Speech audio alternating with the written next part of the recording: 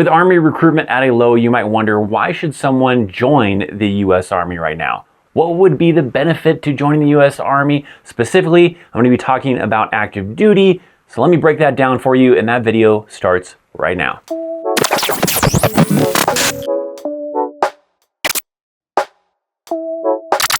Now, don't get me wrong, I'm not trying to feed you a bunch of craziness and try to make it sound like the Army is great and wonderful. Sometimes it's got its ups and downs. It's got some great moments, it's got some bad moments, and in this video I'm just kind of focusing on the benefits to joining the Army right now, but there are probably also some disadvantages you might think of that would not make sense to join the Army right now. So if that's something you would also like a video about, make sure you're showing this video some love by hitting that thumbs up, you're leaving a comment down in the comment section down below to help the YouTube algorithm, and you're making sure that you are subscribed to this channel. So we're just kind of focusing on what are the benefits to joining the United States Army, what are some of the things you get to help you make that consideration, and there's 5 that we're focusing on, and if you stick around to the end, I've got a 6th one that I'll kind of throw in there as well. So let's start this off. The first thing is a guaranteed paycheck. You have individuals out there that are worried about getting laid off. There's certain industries like IT or tech industries that, companies, were flourishing at one point and now they're having some struggles, so they're laying people off, and there might be people in other kind of industries and other kind of job fields that are still worried about also possibly losing their jobs.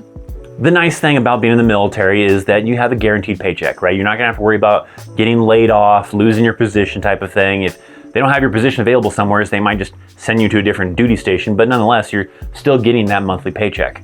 So there's a nice kind of realization of knowing that, hey, I know that I'm gonna be getting this paycheck on this date that I can utilize for paying my bills, for helping out my family and doing things. So sometimes it's a good kind of thing to be able to place your mind at ease. I know some of you out there are thinking, well, the paycheck isn't very good. And to a point, yes, I would agree. I mean, it should be better or should be more, especially for the dangers that, you could be placed inside of. But a lot of people just simply look at that pay chart online and they look at that alone. You can't really do it that way. I mean, yes, that's what's going into your bank account, but you have to also keep in mind that there are certain bills that you have on the civilian side that you have to pay, things like rent and other things that I'm going to be talking about later, that you don't have to pay in the military. So when you kind of add in those benefits, it kind of evens out a little bit better. Specifically, let's say we're talking about like an E3, right? That's an easy rank to probably attain. If you're looking at to the 2023 pay chart, that is $2,149 a month. And if you do the math on that, you're like, well, that's only like $14 an hour. And in some states, that's pretty close to minimum wage. And maybe someone straight out of high school, that's expected, you're probably going to be starting off making minimum wage or around that kind of range. But for other individuals that maybe have families, you don't really like the looks of that. But you can't solely just look at that number because that's not all you're kind of getting. I mean, yes, that's what's going into your bank account, but you're getting other benefits that normally on the civilian side you would have to pay for that you're not paying for in the military. So let's talk about some of those.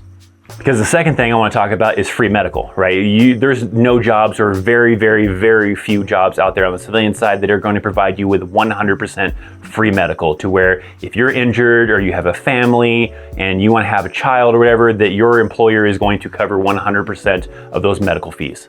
There might be employers out there, but probably a really hard employer to find. Essentially though, in the military, that is a part of your benefits. So you're not having to spend money to pay for, healthcare, to pay for health insurance, to pay that bill for if you're going to have a family and your spouse is going to be, giving labor to your child. That's a very expensive thing, that you have to pay for. And in the military, that's free. If you're on active duty, you have what's called TRICARE, and TRICARE allows you to go visit the hospital on post to be able to get care for you or your spouse. If you're a single soldier, then you can utilize it for whatever you need to. If you're not feeling well, if you got injured, if, even you can get like LASIK surgery if you qualify for it, and you get that for free. But there's a lot of free things you can get through that medical process, and it's really beneficial, especially for individuals who have like a family with like a spouse, maybe multiple kids. Maybe if you want to start a family and you want to have multiple kids, well, sometimes people like to use that as like their easy way to do that, right? Go into the military, maybe only spend maybe like 4 or 5, 6 years, whatever. During that time frame, get their family kind of established, have those children that they wanted to have with their spouse that they've already been married to possibly, and not have to worry about the massive bill they would have on the civilian side that they would still be resulted with even after having health insurance.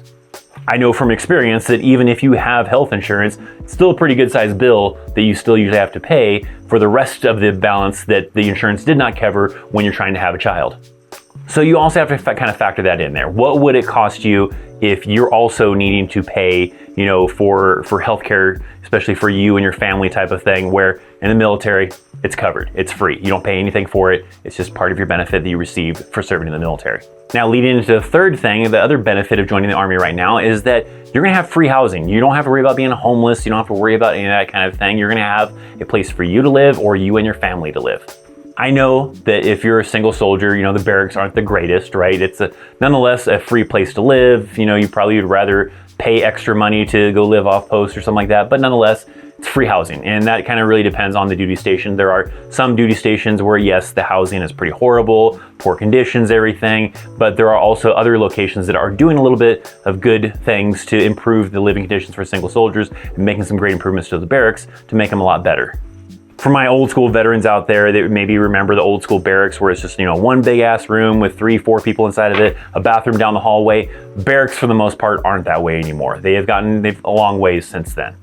Your most common places, not all of them have it like this, but your most common ones is probably going to have like a kitchen, a bathroom that you kind of share with a roommate, and then 2 separate rooms to have your own privacy, from you and your roommate. I've even seen the one crazy one where it had like a living room and a kitchen and then your own separate bedroom. So I don't know what duty station that was, but some locations are really making some great strides in improving the barracks. So that's a benefit, right? You don't have to worry about being homeless, being kicked out of your apartment, not being able to make rent, because you're gonna have that kind of afforded to you to be able to, have those barracks to live in. And if you have a family, like you're a married soldier, well, you're getting paid extra on top of your paycheck to cover for like the rent, to get a off-post, housing, to get a home or an apartment, or if you elect to get on-post housing if it's available, then you just don't pay anything and you live on-post housing. And so still, nonetheless, you don't have to worry about, problems with possibly getting evicted from your apartment because you can't make rent, or getting evicted from your house.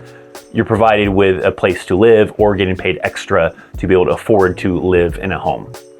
On the civilian side, you have to make sure that you have a job that's going to pay you enough to be able to afford to get an apartment or get some kind of a thing. You might have to get a roommate to be able to afford that. So depending on what kind of job you get, especially like if you're someone straight out of high school, it may be pretty difficult to be able to afford a decent apartment type of thing.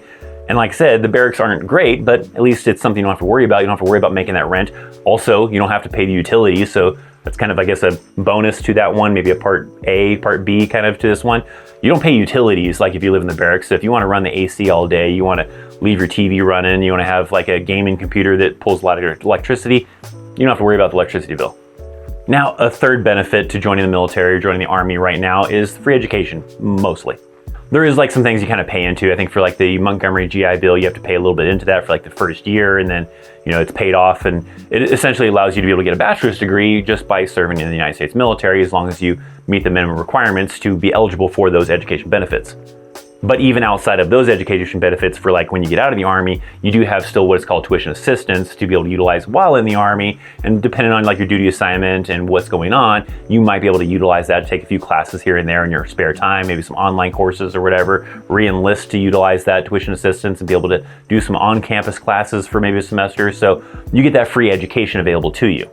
Probably not going to have an employer out there that offers that. I've seen a few employers that maybe will be able to do something where they'll allow you to take some classes that maybe benefit you at that job field. But with the military, it doesn't matter. If you're, let's say, a 88 Mike, you're 11 Bravo, but you want to go get an education in being a firefighter and being a police officer, an education in television or radio like I did or something like that, you can do that, right? You're not having to be kind of like restricted to only a specific degree that maybe is going to benefit your employer.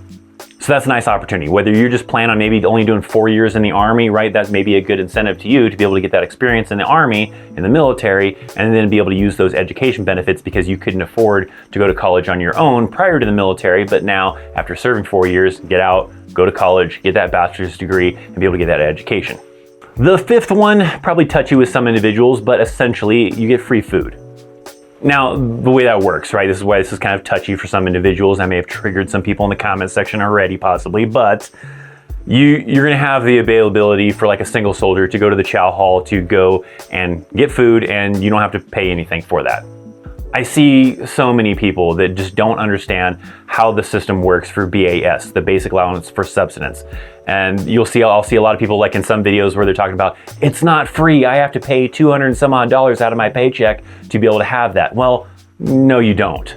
The way the Army does it, I don't know why they do it this way. It's kind of ridiculous. It is confusing to a lot of individuals because they're looking at their LES, which is like your pay stub from the military, and it shows the breakdown of what you got paid monthly, how much got taken out in taxes, and one thing they see on there is a minus 200 something for BAS. But they'll also notice if you look somewhere in there, it also had a plus 200 and something, whatever the current BAS rate is, of receiving that as well. But essentially what they did is they gave you that BAS and then took it right back because you don't qualify to actually receive that basic allowance for subsistence.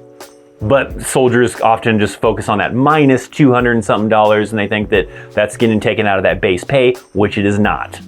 So nonetheless, it's like they kind of gave you some money, but then took it back before you even went to your bank account. So really, you weren't getting the money in the first place. So you instead can go to the chow hall and be able to eat their food. And I won't say that the chow hall is the greatest. They have their ups and downs. They have moments where the food is great and other times where the food is kind of crappy. I mean, like, for example, the eggs they make for breakfast is like this liquid stuff that somehow is eggs, and they can scramble up some eggs from that, but it tastes the same, tastes fine, I think. I know some people would rather just be able to receive that money and be able to buy their own groceries, and I agree, that would probably be a better kind of outcome type of thing, but nonetheless, you still have an opportunity to eat for free, and then those individuals that are married receive an extra 200 some odd dollars for whatever the current BAS rate is to be able to allow to have that extra money for the soldier to be able to eat. It's not money for their families. That BAS is only for the soldier only, and so you utilize that to be able to offset your grocery bill for that soldier, and then the rest comes from either your paycheck or your spouse's paycheck to help to provide for the family. But BAS is really intended for the soldier themselves because they're the service member that's actually serving to receive that benefit. So you either have that free food, and some people, like I said, don't like me saying it that way, but nonetheless, you get that food available to you in the DFAC, or if you're married, then you're receiving that BAS. So essentially, when you look at the benefits, you're getting either paid extra to be able to feed yourself, or you're being provided with an opportunity to go get some free food, I guess. One last one, I guess you can kind of consider the sixth one, discounts. Now, I won't say that discounts are anything amazing, but there are some moments when it can be very helpful. You'll see like a lot of places offer like a military discount for either people currently serving or even veterans, and maybe that discount's only like 10% off, and it doesn't end up being much unless you spend a lot of money. Then yeah, maybe you end up with a pretty good discount because you spent quite a bit, so 10% off of that larger amount ends up being pretty decent. But there's also other discounts that are a little bit more valuable. There are some like websites out there that I'll kind of recommend that can be a little beneficial. One of them is GovX. You've probably seen commercials for that, not sponsored or anything in this video, but GovX can sometimes be very beneficial to individuals in the military. That's also available for like first responders and law enforcement as well, but they have that opportunity to be able to utilize some great discounts sometimes that are pretty good, decent ones. I've seen a few times where it has actually been cheaper to get it outside of GovX, but I've also seen times where it's really cheap to get it from GovX. I mean, a good example of that, I have like this Garmin watch here, and I was originally going to get it from GovX, but it ended up being $100 cheaper for me to just buy it from Amazon. But then there are other items I've seen on GovX that, because I'm in, a veteran, or if someone's serving in the military, they have some great discounts, and it would be way better to get it from their site. So you have to kind of do a little bit of research and kind of check their prices to see what it's being sold for, like on Amazon or Walmart or wherever, and see if you're really getting a deal. But in some cases, it's a pretty good deal.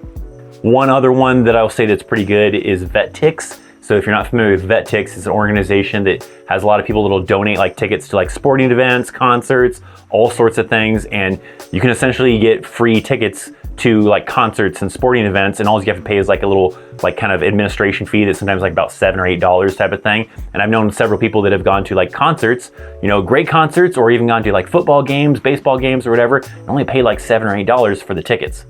So VetTix is another really good one that, you get some great benefits just by being in the military, being a veteran, and be able to, score some sweet tickets to concerts and sporting events and everything. So maybe check that one out if you're someone who's currently serving in the military, you didn't know about VetTix. I always try to shout that out. Again, not a sponsor either, but it is a great organization and a cool little kind of thing to take advantage of. So there you go. Those are some things I wanted to kind of highlight, or what are the benefits to joining the United States Army. Now, it's not all rainbows and sunshines. I'm not trying to convince you that you should join the Army now. That's going to really depend on your goals in life and what you want to do with your life and everything. There are some disadvantages, and like I said, show this video some love, and if that's something you want, I'll make another video to tell you about why you probably should not be joining the Army right now, because there's some disadvantages and things. So, and there are, and I'll mention those, right? I'm not saying that the Army is great and amazing, right? It's got its ups and downs, You have to make a decision if it's right for you now, or it's better to wait, or not join the military at all and just move on with your life and do something else. Your homework assignment that I want you to think about is what would be a good benefit that you would like to see the military offer, the Army offer, something that maybe whether you already know you want to join, you don't want to join, maybe you're already in, and you're just trying to think about like what would be something that would probably really help people to want to join the military. What would be something you would like them to do? I'm sure a lot of people can probably think of better pay or better living conditions for the barracks, all sorts of things. Let me know down in the comment section down below what is something you think that the Army or the military should be doing to incentivize joining the military more so right now. For me, there's probably a lot of things, and I probably could do a whole video on. I think I might have done a video on a similar type of topic, but improving the barracks, making it feel more like an apartment would be good. Maybe increasing pay some to really incentivize mainly people that stay in the military for longer than, let's say, that minimum of 8 years for the IRR timeframe type of thing. Maybe incentivizing those individuals with much higher pay and kind of keeping the pay scale roughly about the same for those individuals that have less than 8 years. There's all sorts of things, right, that I can think of that possibly could benefit that maybe the military won't do, that maybe they could do to probably improve things. But I want to hear from you guys down in the comment section down below. Make sure you're hitting that thumbs up on this video. Make sure you subscribe. Got a couple videos right here that if you have not seen them, I definitely recommend going and watching them so that you can be educated and learn all sorts of cool stuff about the United States Army from yours truly. Thanks for watching. I'm Christopher Chaos. See you next time. See ya.